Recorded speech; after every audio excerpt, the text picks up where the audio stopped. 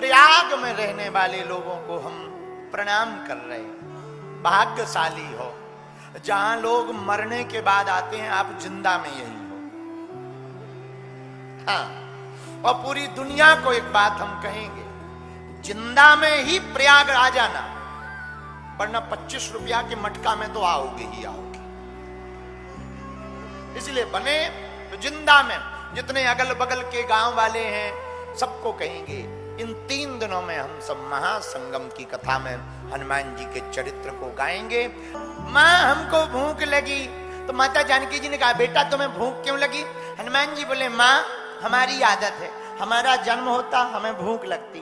बाल काल में भी जब जन्म हुआ तो जन्मते जगी जठर की ज्वाल, हमें तुरंत भूख लगी। बेटा फिर? माँ हमने तुरंत लाल फल समझकर सूर्य भगवान को ही ब्रेकफास्ट के रूप में खा लिया।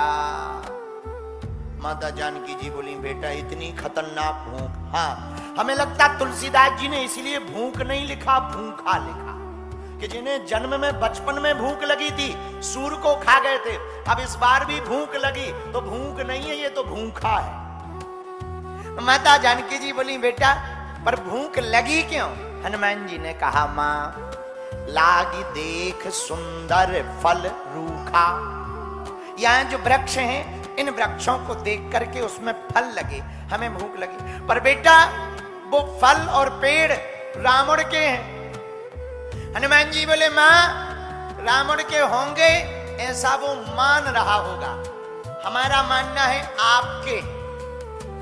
जानकी माता बोली हमारे कैसे?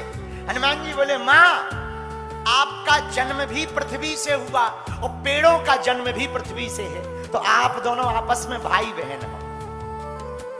रावण मानता होगा कि हमारा है, पर हमें तो लगता है आपका संबंध है तो हक भी आपका, और हक आपका है तो हम रावण से आज्ञा नहीं लेंगे, आपसे आज्ञा लेंगे। बोलो सीताराम, जोर से बोलो।